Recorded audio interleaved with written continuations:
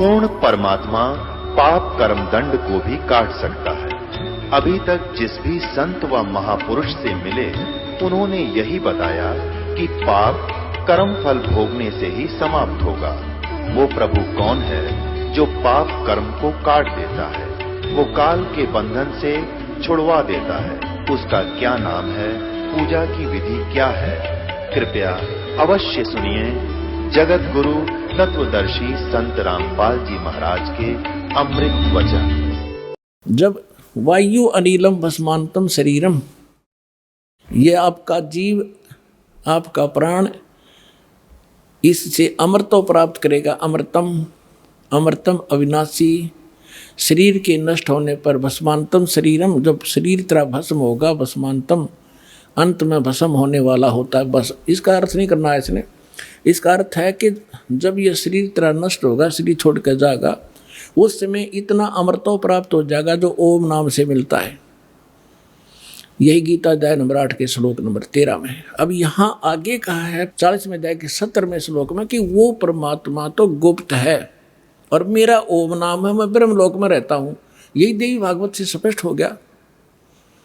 देवी हिमालय को कह रही है कि ओम नाम का जाप कर, उससे तुम ब्रह्म की प्राप्ति कर लेगा। और वो ब्रह्म रहता दिव्य आकाश रूपी ब्रह्मलोक में रहता है।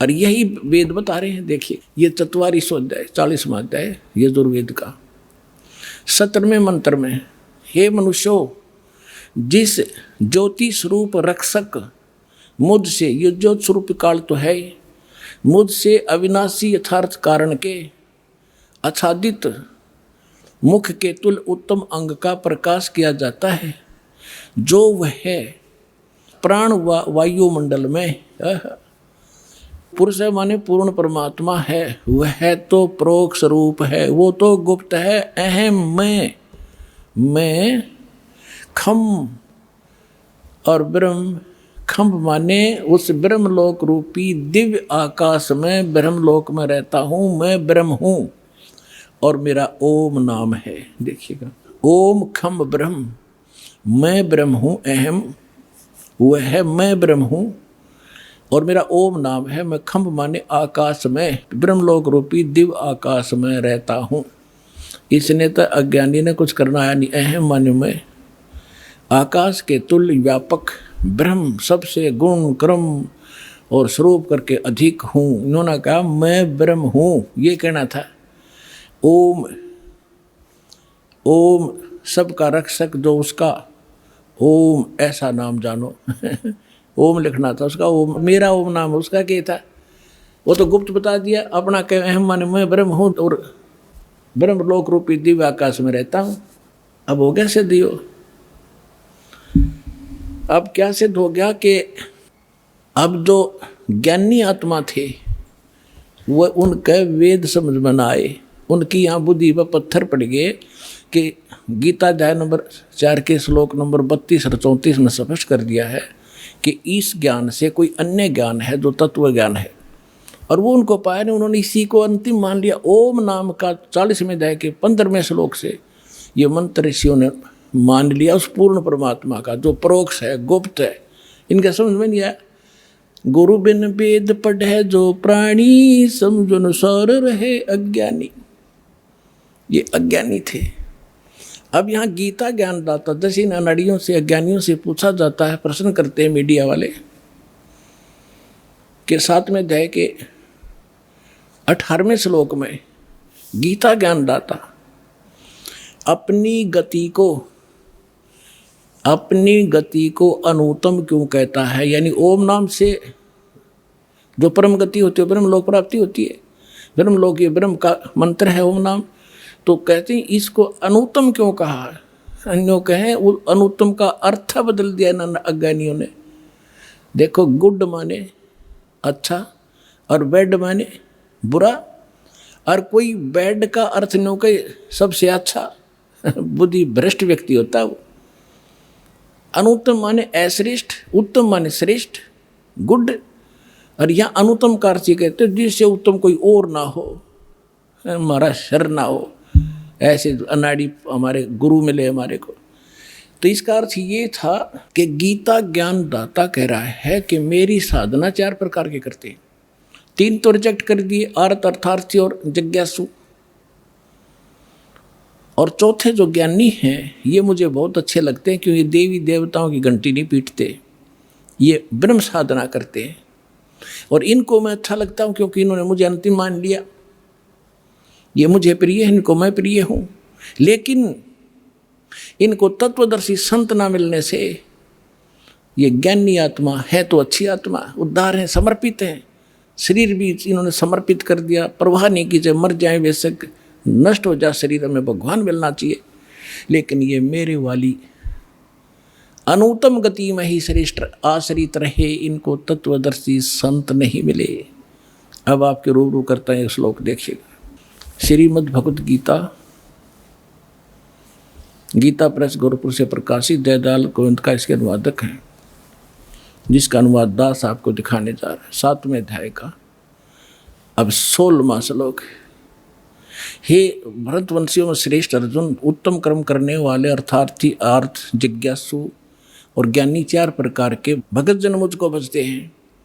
17वें में कहा कि उनमें नित्य मुझ में एक ही भाव से स्थित अनन्य प्रेम भक्ति, एक भक्ति, ज्ञानी भक्त ये होना चाहिए, अति उत्तम है, ये मुझे अच्छे लगते हैं। क्योंकि मुझको तत्व से जानने वाले ज्ञानी को मैं अत्यंत प्रिय हूँ और वह ज्ञानी मुझे प्रिय है। ठीक है। अब 18वें में कहा है, उद्धारा सर्वे एव ते ज्ञानी तु आत्मा एव मे मतम। मेरे विचार में ये सभी ज्ञानी आत्मा हैं तो उद्धार यानी समर्पित हैं, अच्छी आत्माएं हैं। आस्थित से ही युक्त आत्मा माम एवं उत्तमाम गतिम। ये सभी युक्त आत्मा भगवान में लीन आत्माएं आस्थित है, वह भगवान में लगी हुई आत्मा, वो भगवान समझ कर मुझे भज रही है, वो मेरे वाली अनुतमाम अति घटिया गति में श्रेष्ठ है। इन्होंने अनुवाद क्या किया है अज्ञानियों ने? देखिए, ये सभी उद्धार हैं, परंतु ज्ञानी तो साक्षात मेरा ही स्वरूप है। यह अनुवाद गलत कर रखा है। ये मेरा मत है, ये मेरा मत है, क्योंकि वह मन बुद्धि वाला ज्ञानी भक्त अनुत्तमा माने अति उत्तम, फुटे बाग धरे। अनुत्तम, अनुत्तम ने अति उत्तम, अनुत्तम लिखना था घटिया, गति स्वरूप मुझमा ही अच्छी प्रकार स्थित हैं। अपने आत्माओं, परमात्मा ने आपको शिक्षा दी, ऐसे उपकरण बनवा दिए कि घर बैठे इंटरनेट पे भी देख रहे होंगे पुण्यात्मा परमात्मा के प्यारे, और ये सीडी बनाई जाएंगी, घर घर पहुंचाई जाएंगी और जानकर गदगद हो जाएंगे सच्चाई को। इसमें स्पष्ट कर रखा है,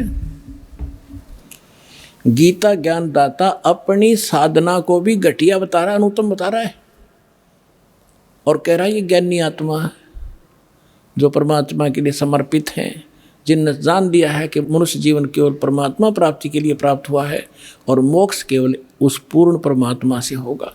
इनको वासुदेव प्राप्त नहीं हुआ। अब देखो, थोड़ी कथा सुनाने से पहले 19वां श्लोक और सुनाऊंगा, जिससे आपका और कंसेप्ट क्लियर होगा। देखिएगा, श्रीमद् भगवत गीता अध्याय 7 का हम श्लोक 18 पढ़ लिया। ये मेरी अनुतम है, ये घटिया लिखनी थी इन्होंने। अब इससे स्पष्ट हो जाता है, बहुनाम जन्मानाम अन्ते ज्ञानवान माम परपदते वासुदेव सर्वमति स महात्मा सु दुर्लभ है। अब यहाँ कहते बहुत जन्मों के अंत के जन्म में ज्ञानवान, तत्व ज्ञान को नहीं, ज्ञानी, ये ज्ञानी पुरुष सब कुछ वासुदेव ही है, इस प्रकार मुझको बचता हुआ महात्मा अत्यंत दुर्लभ है। नहीं, ये झूठ, गलत अनुवाद गलत किया है। इसका अर्थ है कि बहुनाम जन्म, क्योंकि शुरुआत से इसका सटाट से देखो इस प्रसंग 7वें अध्याय का, पहले कह रहा है कि तीनों गुणों की भक्ति जो इन ऊपर जिनकी बुद्धि है ब्रह्मा विष्णु महेश तक, वो राक्षस स्वभाव को धारण किए हुए मनुष्यों में नीच और दूषित कर्म करने वाले मूर्ख मुझे नहीं बचते। फिर कहता मेरे भजने वाले भी 4 प्रकार के, उनमें 3 रिजेक्ट कर दिए, चौथा फाइनल उसने कर दिया, ये ज्ञानी आत्मा है तो अच्छी, लेकिन ये मेरे वाली ब्रह्म तक ही सीमित रही इनकी बुद्धि, और उस घटिया साधना में लीन रहे। अब यहाँ बताया है कि बहु नाम जन्मा नाम अंते, जैसे गीता अध्याय नंबर 7 के श्लोक नंबर पहले में कहा है कि ये भक्ति में लगे हुए प्राणी, इनमें से हजारों में से कोई एक मेरी प्राप्ति के लिए प्रयत्न करता है, एक मुश्किल से। तो यहाँ वही कह रहा है कि बहु नाम जन्मा नाम अंते, इन ब्रह्मा विष्णु महेश से घर की पूजाओं से ऊपर उठकर बहुत जन्म जन्म के किसी एक जन्म में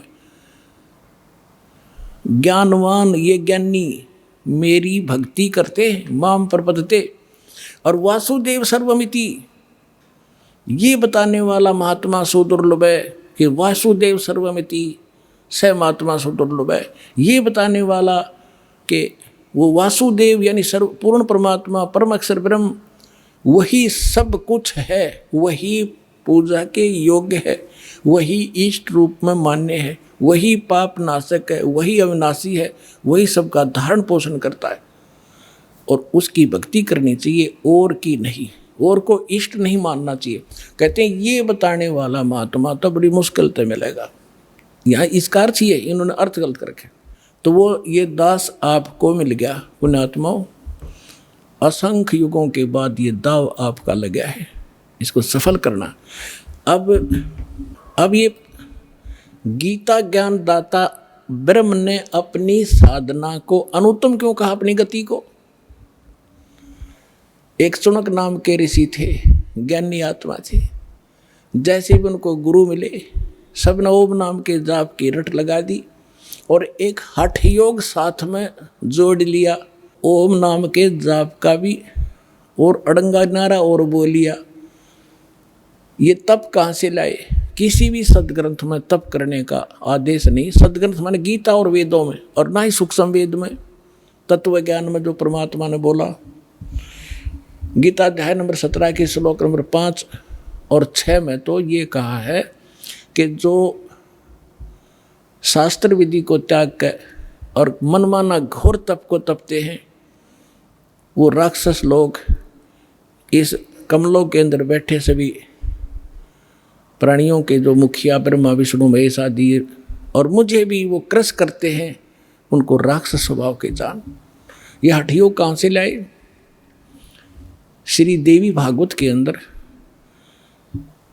एक प्रसंग है 3रे स्कंद में। ये क्या करते हैं, रहस्य तो परमात्मा ने बताया है, दास ने भी आपको बहुत बार रूबरू किया है कि ब्रह्मा जी अपनी उत्पत्ति बताता है नारद जी को कि अपने पुत्र को कि मैं कमल के फूल पर बैठा था, मुझे नहीं मालूम है कहाँ से उत्पन्न हो गया। आकाशवाणी हुई तप करो तप करो, मैंने 1000 वर्ष तक तप किया। फिर कहा सृष्टि करो, तपो तपो कर वाक्य सुनाया, लोक रचो बल मेरी माया, लोक रचो बल मेरी माया। ये सूक्ष्म वेद में भी ऐसा ही कहा है। तो ब्रह्मा जी ने कहा कि आकाशवाणी हुई कि तप करो, मैंने 1000 वर्ष तप किया। फिर कहा सृष्टि करो। अब पहले इनके अंदर सिद्धियां पैदा कर लेता है काल, इनको एटम बम बनाता है, रिमोट इसके हाथ में रहता है। तो ये ब्रह्मा जी ने सोचा कि ये परमात्मा पूर्ण ब्रह्म की आकाशवाणी है, तप करो। और बाद में उसको वेद मिले, वेदों में तप का प्रावधान नहीं है, तो इसने वो काल की अलग से वाणी जो थी वह भी साथ अपने अनुयायियों को, अपने वंशजों को, ब्राह्मणों को दे दी कि तप भी करो, ओम नाम का जाप करो। एक चुनक नाम का ऋषि था, उसने बहुत ज्ञानी आत्मा था, ब्रह्म पूजा काल का पुजारी था, काफी वर्षों तक ओम नाम का जाप किया, तप किया, हठ योग किया। अब इसे भगवान मिल नहीं सकता। गीता अध्याय नंबर 11 के श्लोक 47 और 48 में और गीता अध्याय नंबर 11 के श्लोक 32 में स्पष्ट कर दिया है कि मैं काल हूँ और ये मेरा रूप है और सबको खाने के लिए आया हूँ। अर्जुन तू ना लड़ेगा तो भी मारूंगा, ये मेरा वास्तविक रूप है, मैं काल हूँ। तो 11वें अध्याय के 47-48 में कहा कि अर्जुन ये मेरा स्वरूप आज तक आपने तेरे तीर्थ पहले किसी ने नहीं देखा, और मेरे इस रूप की प्राप्ति यानी मेरी प्राप्ति, इसके दर्शन, दर्शन माने भगवान प्राप्ति, ना वेदों में वर्णित विधि से, ना तप से, ना जप से, ना किसी क्रिया से मैं कभी नहीं मिल सकता, कोई नहीं कर सकता। इति सिद्धम, वेदों में वर्णित विधि से भगवान प्राप्ति नहीं है। जिस कारण से इन कबीर साहब कहते हैं खोजत खोजत हारिया, अंत कहा निराकार। इनके साधन गलत थे भगवान पाने के और देखने के, अंत में कह दिया भगवान निराकार है। अपना मन गढ़ंत थ्योरी बना ली लोगों ने, तो इनको भगवान मिला नहीं। ये एटम बम बन गए कि सिद्धियां युक्त हो गए। जैसे अगस्त ऋषि ने 7 समुद्र पी लिए, के कला टूट गया, इब गदा बना अंडेगा। मोक्ष होगा विधिवत, इन बकवादों से नहीं होगा। इब चौनक ऋषि में इतनी सिद्धि आ गई, सारा बोलबाला हो गया उसका। एक चक्रवर्ती राजा था, मानधाता। चक्रवर्ती माने जिसका पूरी पृथ्वी पर शासन हो। उसके छोटे छोटे राजा लोग उसके पराधीन होते हैं और उनसे वो टैक्स लेता है। और वो ये देखता है कि किसी राजा ने मेरी पराधीनता अस्वीकार तो नहीं कर दी है। उसके लिए एक ट्राई करता था, वो अपने निजी घोड़े के आगे एक पंपलेट लगा देता था कि राजा के पास इतनी सेना है और जिसने राजा की पराधीनता स्वीकार नहीं है वो इस घोड़े को पकड़ ले, युद्ध के लिए तैयार हो जा। इस प्रकार वो घोड़ा छोड़ दिया, साथ में सैनिक, अन्य घोड़ों पर सवार, वो खाली। चौनक ऋषि की कुटिया के पास से गुजरे। राजा ने जाते समय भी देखा, फिर आते समय जब सारा घूम कर आगे किसी ने घोड़ा पकड़ा नहीं, युद्ध स्वीकार किया नहीं। चौनक ऋषि ने पूछा कि भी कहाँ गए थे सैनिकों, इस घोड़े पर सवार क्यों नहीं है तुम्हारे पे? सैनिकों ने बताया कि ऋषि जी, ये मानधाता चक्रवर्ती का राजा है, इसके पंपलेट पे लिखा हुआ है, इस पर कोई बैठ नहीं सकता। इसके पंपलेट पर आगे लिखा हुआ गले में 72 करोड़ सेना है हमारे राजा के पास। तो ऋषि ने पूछा कि कहाँ गए थे, कैसे ऐसे गए थे? ऋषि ने कहा कि किसी ने नहीं पकड़ाई घोड़ा। अक नहीं, कौन पकड़े? प्या किसी की माँ ने दूध। सैनिक बोले उसके जाड़ फोड़ दे हम।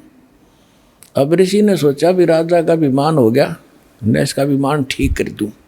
बता, रिमोट काल के हाथ में बना लिया एटम बम पहले चौनक ऋषि, और फिर रिमोट ऑन कर दिया, बाकी इसको करता हूँ राजा को ठीक। राजा का फील्ड अलग और साधु संता का फील्ड न्यारा। वो क्यों भी बेमतलब टांग अड़ाऊं एक दूसरे के बीच में। अब ऋषि ने जानबूझकर अपना ताकत दिखाने के लिए कहा कि भी इस घोड़े को मैं बांध लूँ, मैंने उठ लिया तुम्हारे राजा का युद्ध स्वीकार किया। सैनिक बोले अगर कंगले, तेरे दाने तो खाने को नहीं, क्यों अपनी सामत बोल लेता है, मोल ले रहा है, चुप करके जप ले माला। ऋषि में भी पूरा हंगा पा के रहा था, अरे ताकत रटा नहीं करे जीव पे, इसका नाश करा कर छोड़ दिया करे। तो उसने क्या कहा कि ठीक है भाई, मेरे भाग में यह लिख रखी होगी, तुम्हारे राजा से मरना होगा, मैंने जाके दो उनको घोड़ा बांध दो यहीं पर। सैनिकों ने जाके बता दिया जी ऐसी ऐसी बात है, एक चुनक नाम के ऋषि ने आपका युद्ध स्वीकार कर लिया। अब मंत्रीगण इकट्ठे हुए कहने लगे, राजन आज एक व्यक्ति की हिम्मत पड़ी है आपके साथ चीटिंग करने की, कल दूसरे की पड़ेगी। निपदा ईवल इंदा बड, बुराई को शुरू से ही खत्म कर देना चाहिए। राजा बोला ठीक है। राजा ने अपनी 72 करोड़ सेना की 4 टुकड़ी बनाई, 18 करोड़ की, 18 करोड़ एक टुकड़ी भेज दी। उधर से उस ऋषि ने सारे जीवन में जो डले ढोए थे वो अटपट करके सिद्धियां प्राप्त की थी, उससे 4 पुतली तैयार कर ली, एटम बम 4 बना लिए, परमाणु बम। एक परमाणु छोड़ दिया पुतली, उसने 18 करोड़ कत्लेआम कर दिया। राजा ने दूसरी सेना भेज दी, ऋषि ने दूसरी पुतली, यानी 72 करोड़ सेना का सत्यानाश कर दिया उस ब्रह्म के काल के पुजारी ने। सूक्ष्म वेद में कहा है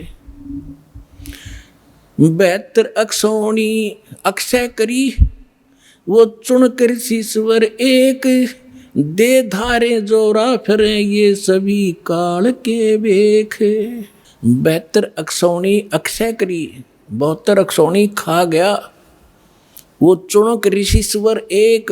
ओए होए, इनको ऋषिवर ऋषिश्वर कहा करते थे। ओए होए, ऋषिस और ऋषिश्वर, एक तो मुनि एक मुनिवर, उन मुनियों में श्रेष्ठ, एक मुनीश्वर, यानी मुनियों में भी, उन मुनिवरों में भी और श्रेष्ठ, उसको मुनीश्वर कहा करते हैं। ऐसे ऋषिवर और ऋषिश्वर, जिसको ऋषिश्वर कहा करते थे, उस ऋषिश्वर के ये कारनामे हैं। 72 अक्षौणी खा गया वो चुनक ऋषिश्वर एक, ये दे धारे जोरा फिरे, जोरा माने मृत्यु, दे धारे जोरा फिरे, ये सभी काल के भेख, ये काल के पुजारी हैं सारे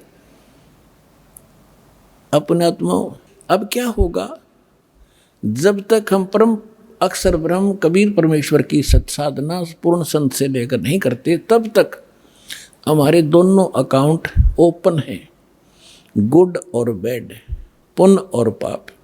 जैसे हम पुण्य करेंगे, जाप करेंगे, कोई कितना ही करो वो अलग लिखा जाएगा, और बुरा जितना भी करो, छक्का करो, कितना ही करो, वो अलग लिखते रहेंगे। उन दोनों को संचित कर्म कहते हैं। आगे आपको जो भी जीवन मिलेगा उन्हीं से एवरेज निकाली जाएगी। जिसके पुण्य गणे हैं उनके पुण्य ज़्यादा एवरेज में, जिसके पाप गणे उसके एवरेज में पाप ज़्यादा। फिर एक मनुष्य जीवन बना के भेज दिया जाता है, और फिर 83 लाख योनियों में वो पाप भोगने पड़ते हैं। तो ये चुनक ऋषि ने जो तप किया, ओम नाम का जाप किया और 72 करोड़ सेना का नाश किया, ये सब अलग अलग लिखे गए। ओम नाम के जाप के कारण ये ब्रह्मलोक में जाएगा, वहाँ पर ठाठ करेगा, अपनी पूंजी का नाश करेगा, फिर पृथ्वी पर राजा बनेगा। तप से राज मदमानम जन्म तीसरे शुक्र स्वान, राजा बन के कर्म फोड़ फोड़ सकता है, पुण्य नहीं कर सकता।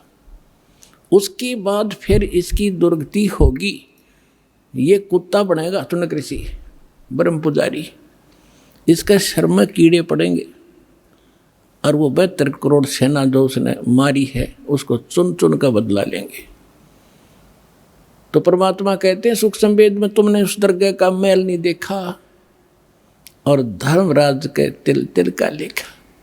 इसलिए गीता अध्याय नंबर 7 के श्लोक नंबर 18 में गीता ज्ञानदाता कहता है कि ये ज्ञानी आत्मा है तो समर्पित, लेकिन इनको तत्वदर्शी संत न मिलने से ये मेरे वाली अनुत्तम घटिया गति में स्थित रहे, इनका फिर पुनर्जन्म रहेगा। इसलिए गीता अध्याय नंबर 15 के श्लोक नंबर 4 में कहा कि तत्वदर्शी संत की प्राप्ति के उपरांत परमेश्वर के उस परम पद की खोज करनी चाहिए, जो जाने के बाद साधक फिर लौटकर कभी संसार में नहीं आते। गीता अध्याय नंबर 18 के श्लोक नंबर 62 में कहा कि अर्जुन तू सर्वभाव से उस परमेश्वर की शरण में जा, उसकी कृपा से तो परम शांति को और सनातन परम धाम को प्राप्त होगा। उसके लिए गीता अध्याय नंबर 4 के श्लोक नंबर 32 और 34 में कहा है कि वो तत्व ज्ञान स्वयं परमेश्वर आकर बोलते हैं, और वो ज्ञान तत्वदर्शी संतों से जाकर समझ, उसके आधार से साधना करने से जब तेरा मोक्ष होगा। गीता अध्याय नंबर 7 के श्लोक नंबर 29 में कहा है कि जो मेरे इस ज्ञान का आश्रय कर लेता, तत्वदर्शी संत को खोज लेता है, वो जरा और मरण से जो छूटने का प्रयत्न कर रहा है, उसने तत्वब्रह्म को जान लिया, सारे दातुम से परिचित है और सब संपूर्ण कर्मों से परिचित है। तो दास ने भी बता दिए, जो जरा और मरण से छूटने के लिए प्रयत्नशील है वो तत्वब्रह्म से परिचित है, सारे दातुम ज्ञान से परिचित है और सभी कर्मों से परिचित है। जरा माने वृद्धावस्था, एक जोरा माने मृत्यु, ये परमात्मा के संत भाषा के शब्द हैं। जोरा माने मौत और जरा माने वृद्धावस्था और मृत्यु। जो इससे छूटने का ही प्रयत्न करते, संसार की किसी वस्तु की इच्छा नहीं करते, वो उस तत्वब्रह्म से परिचित है। तो यहाँ फिर 8वें अध्याय के प्रथम मंत्र में अर्जुन ने पूछा कि वो किम तत्ब्रह्म। 8वें अध्याय के 3रे श्लोक में गीता ज्ञानदाता ने कहा कि वो परम अक्षर ब्रह्म है। गीता अध्याय नंबर 15 के श्लोक 1 से 4 में उल्टे लटके हुए संसार रूपी वृक्ष का हवाला दिया है कि समझो ये संसार ऐसा है, ऊपर को जड़ तो पूर्ण परमात्मा, नीचे को 3 गुण रूपी शाखा है। और तत्वदर्शी संत वो होगा जो संसार रूपी वृक्ष के सभी विभाग बता देगा।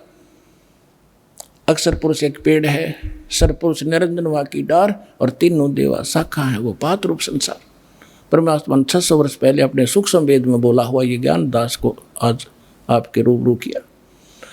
फिर गीता अध्याय नंबर 15 के श्लोक 4 में कहा कि उस तत्व ज्ञान के प्राप्ति के पश्चात परमेश्वर के उस परम पद की खोज करनी चाहिए, जहाँ जाने के बाद साधक फिर लौट कर कभी संसार में नहीं आते। और जिसने सब ब्रह्मंडों की रचना की है केवल उसकी भक्ति कर, मेरी भी छोड़ दे। और गीता अध्याय नंबर 2 के श्लोक नंबर 12 में, गीता अध्याय नंबर 4 के श्लोक नंबर 5 और 9 में, गीता अध्याय नंबर 10 के श्लोक नंबर 2 में गीता ज्ञानदाता खुद कहता तेरे और मेरे असंग जन्म हो लिए और आगे भी होते रहेंगे, मैं अविनाशी नहीं हूँ। गीता अध्याय नंबर 15 के श्लोक नंबर 16 और 17 में 3 पुरुष, 3 प्रभु, 3 स्वामी, 3 ब्रह्म बताए। सरपुरुष ये किस ब्रह्मांड का स्वामी, ये काल है, गीता ज्ञानदाता ब्रह्म है। अक्षर पुरुष ये 7 संग ब्रह्मांड का स्वामी है, इसका ये भी नाशवान है। गीता अध्याय नंबर 15 के श्लोक 17 में कहा कि उत्तम पुरुष तो अन्य परमात्मा इति उदाहरत है। यह लोक त्रय में अविषय विवृत्ति अवैश्वर है, इन दोनों से भी अन्य है। सरपुरुष और अक्षर पुरुष से जो श्रेष्ठ परमात्मा इन दोनों से अन्य है। और वही तीनों लोकों में प्रवेश करके, यानी सबका धारण पोषण वो जड़ से होता है। तो संसार रूपी वृक्ष की जड़ वो पूर्ण परमात्मा है, उसी से सबका धारण पोषण होता है यहाँ पर। और वही वास्तव में अविनाशी है। यहाँ एक भ्रम पैदा होता है। 15वें अध्याय के 18वें श्लोक में लिखा है, ये गीता ज्ञानदाता कहता है कि मैं अपने अंतर्गत 21 ब्रह्मांड में जितने भी प्राणी हैं उन सबसे उत्तम हूँ, श्रेष्ठ हूँ। इसलिए मैं लोक वेद दंत कथा के आधार से मैं पुरुषोत्तम प्रसिद्ध हो रहा हूँ। आई एम नॉट पुरुषोत्तम। पुरुषोत्तमता 15वें अध्याय के 17वें श्लोक में बता दिया कि उत्तम पुरुष है, यानी पुरुषोत्तमता कोई और है। उसके बारे में तत्वदर्शी संत जानते, उनसे पूछो। तो पुण्यात्माओं, ये है वो दास तत्वदर्शी संत। आओ और अपना कल्याण करो।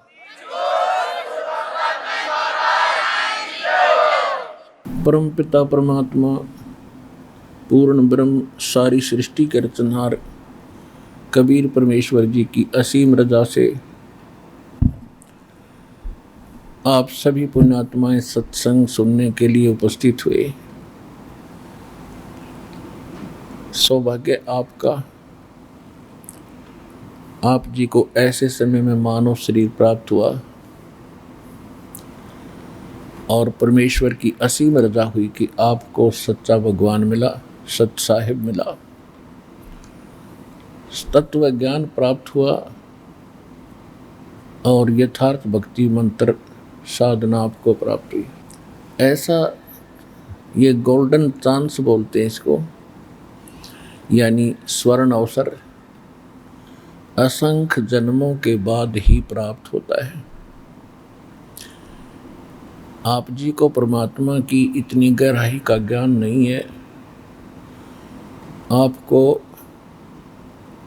इतना ये भी अभी विश्वास नहीं बन पाया है कि सचमुच कोई ऐसा स्थान है जहाँ हम जाकर के सचमुच सदा के लिए सुखी हो जाएंगे। कारण क्या है कि आप बच्चे हैं, परमात्मा के बच्चे हैं। जैसे पहले भी सत्संगों में दास सुनाता रहा है कि दास आपको वो ज्ञान बता रहा है जो परमात्मा ने बताया है, ये तत्व ज्ञान है। और साथ में ये भी आपको प्रमाणित किया है कि जो परमेश्वर ने 600 वर्ष पहले कबीर परमेश्वर जी ने, उस धाणक ने, जुल्हाई ने जो ज्ञान अपनी अमृतमयी वाणी में, सच्चिदानंद घन ब्रह्म की वाणी में, कबीर वाणी में बोला था, और उनके परम भक्त धर्मदास जी ने वो लिपिबद्ध किया था। एक उसको सूक्ष्म वेद कहते हैं, कबीर सागर कहते हैं, कबीर बीजक, कबीर साखी, कबीर शब्दावली, कबीर दोहावली और कबीर सागर। ये सारा मिलाकर सूक्ष्म वेद है। ये सच्चिदानंद घन ब्रह्म की वाणी है, ये कबीर वाणी है। परमेश्वर ने 600 वर्ष बोला, दास ने सदग्रंथों को पढ़कर उससे तोला और ये प्रमाणित किया कि परमेश्वर ने 600 वर्ष पहले जो बोला था, आज हमारे वही सदग्रंथ जिनको हम सत्य मानते हैं और मानते रहे हैं, हमारे धर्म गुरु भी उन्हीं के आधार से हमें ज्ञान दिया करते थे, उनमें भी वही ज्ञान है जो भगवान बताया करते थे। कौन सा? कि ब्रह्मा विष्णु महेश ये पूज्य नहीं है। पूज्य मीन ये पूजने योग्य नहीं है, भक्ति इष्ट रूप में इनकी भक्ति करने योग्य नहीं है, क्योंकि इष्ट रूप में हम उसकी भक्ति करेंगे जो हमारा सदा के लिए जन्म और मरण समाप्त करे। और गीता अध्याय नंबर 18 के श्लोक नंबर 62 में, गीता अध्याय नंबर 15 के श्लोक नंबर 4 में जिस स्थान की जानकारी दी गई है वो स्थान प्राप्त हो। वो स्थान कैसे प्राप्त होगा कि वहाँ जाने के बाद फिर लौटकर कभी संसार में नहीं आते, वहाँ परम शांति होती है। वो सनातन धाम है, सनातन परम धाम है, शाश्वत स्थान है, सत्यलोक है, अविनाशी अजर अमर स्थान है वह। और जिन भगवानों की हम भक्ति किया करते थे, श्री विष्णु जी, श्री शंकर जी, ये स्वयं नाशवान है। तो सूक्ष्म वेद में गरीबदास साहिब जी ने कहा कि थिर पकड़ थिर रहिए, थिर पकड़ थिर रहिए। थिर माने अविनाशी का ही की शरण लेकर ही आप उस अमर स्थान पर स्थिर हो सकते हैं, सदा के लिए स्थायी हो सकते हैं। और अस्थिर यानी अविनाशी भगवानों का आसरा लेकर भक्ति करके आप वो शाश्वत स्थान प्राप्त नहीं कर सकते। और शाश्वत स्थान प्राप्त नहीं हुआ तो हम वो परम शांति प्राप्त नहीं कर सकते। तो यही परमात्मा 600 वर्ष कहा करते थे, इनकी बातों पर किसी ने ध्यान नहीं दिया, उल्टा विरोध किया करते थे कि ये झूठा है। उस समय उनकी दाल गल गई। हमारे जो धर्म गुरु थे नकली, कि कबीर साहब अशिक्षित हैं, इनको कोई अक्षर ज्ञान नहीं है, इसलिए सारी झूठ बोलता है। तो पुण्यात्माओं, आज परमात्मा ने दया करी, क्योंकि परमेश्वर का कोई भी काम कच्चा नहीं होता, उसमें कोई त्रुटि नहीं होती, मीन मेख नहीं होती। परमेश्वर जो लीला करता है वो करते करते प्रत्येक युग में करते हैं। अब जैसे एयर कंडीशनर, एसी रूम, जहाँ एसी चल रहा हो तो उसका स्वभाव है। अगर आपने एसी लगा रखा गर्मियों में तो वो एसी, उसका स्वभाव है जाती ठंड करेगा, शांति देगा, जलती हुई आग से निकल कर आए हो बाहर धूप से, एकदम शांत होगा। तो इसी प्रकार परमात्मा जो उसमें गुण हैं वो तो करता ही करता है, ऑटोमेटिकली होते रहते हैं। लेकिन हम परमात्मा की महिमा से अपरिचित होने के कारण हम पहचान नहीं सके भगवान कौन है। तो जिस कारण से आज तक ये बात स्पष्ट नहीं हो पाई कि कौन परमात्मा है, तो कहने का दास का जो भाव है, उद्देश्य है कि परमात्मा का कोई भी काम निष्प्रयोजन नहीं होता और किसी कार्य में त्रुटि नहीं होती। 600 वर्ष पहले वो लीला करनी ही थी, भगवान तो ऐसी लीला किया ही करता है। अंधे को आंखें दी, बांझ को पुत्र दिए, रोगी को स्वस्थ किया,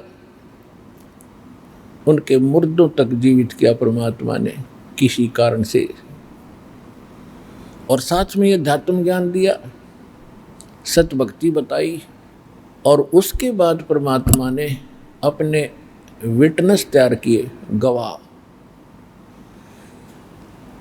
तो जो ज्ञान परमात्मा ने कहा वो उनके सच्चिदानंद घन ब्रह्म की वाणी में विद्यमान, कबीर वाणी में। और जिन महापुरुषों ने परमात्मा को देखा उन्होंने एफिडेविट दे रखे हैं, शपथ पत्र दे रखे हैं कि कबीर इज गॉड। कौन कबीर? हम सुल्तानी नानक तारे दादू को उपदेश दिया, जात जुलाहा वेद न पाया, वो काशी महे कबीर हुआ। अनंत कोट ब्रह्मांड का एक रति नहीं भारे, सतगुरु पुरुष कबीर हैं कुल के सिरजनहारे। ना सतगुरु जननी जने उनका मान बापे, पिंड ब्रह्मंड से रोहित है जाना तीनों तापे।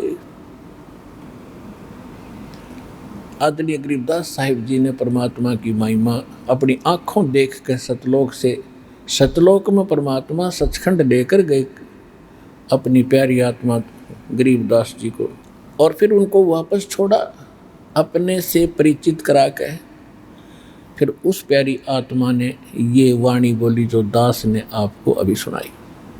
इसी प्रकार आदरणीय नानक साहिब जी को बेई नदी पर परमात्मा मिले थे जिंदा महात्मा के रूप में,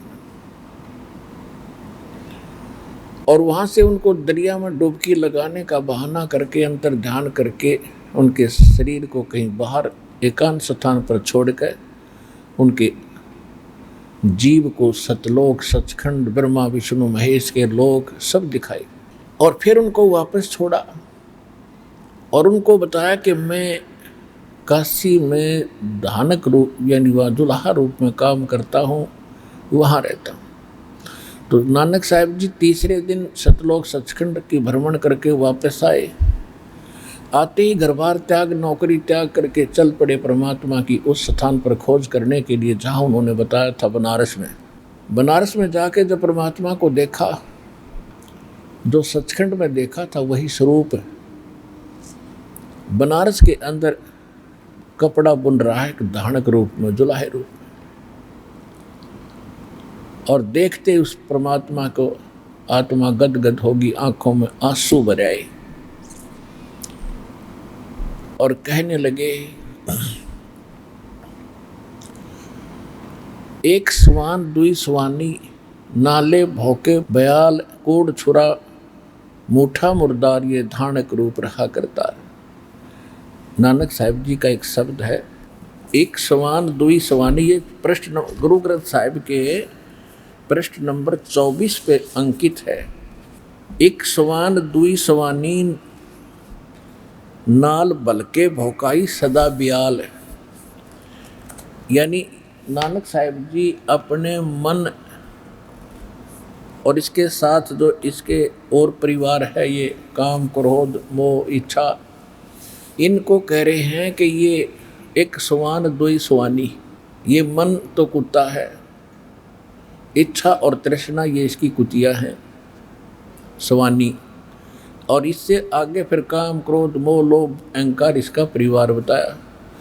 क्योंकि जब परमात्मा को वहाँ देखा, मन तो काल का एजेंट है, नानक जी के फिर एकदम मन में आया कहीं यो कोई और ना हो। तो वहाँ कह रहे हैं कि मन तो एक कुत्ता है, इसने बकवाद करने से मतलब है। एक सवान दुई स्वानी, नाल बलके भौकाई, भौके ही सदा बियाल, और कोड छुरा, ये मूठा मुर्दार, ये धानक रूप रहा करता। आत्मा कह रही है नहीं, ये धानक रूप रहा करता। मैं पथ की बंद न करने की कार, वो बिगड़ रूप रहा बिकराल, तेरा एक नाम तारे संसार।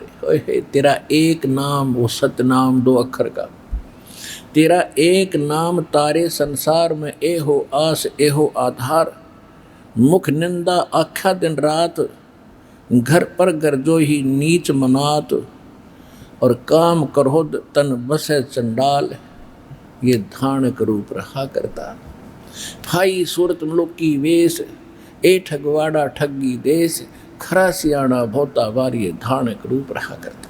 अब इसमें क्या बताते हैं कि तेरा एक नाम तारे संसार, पूरे विश्व को पार कर देगा, तेरा ऐसा गजब का मंत्र है। और मैं एहो आस एहो आधार, यानी सतना परमात्मा ने कहा था कि ऐसा मंत्र दूंगा जिससे बहुत ही थोड़े समय में आप बहुत ज़्यादा धन भक्ति धन युक्त हो जाओगे। तो नानक जी कह रहे हैं कि आपका वो सतनाम ही प्राप्त करने में आया हूँ, और मुझे इसी की आस है, तेरा ऐसा नाम है जो पूरे विश्व को पार कर सकता है।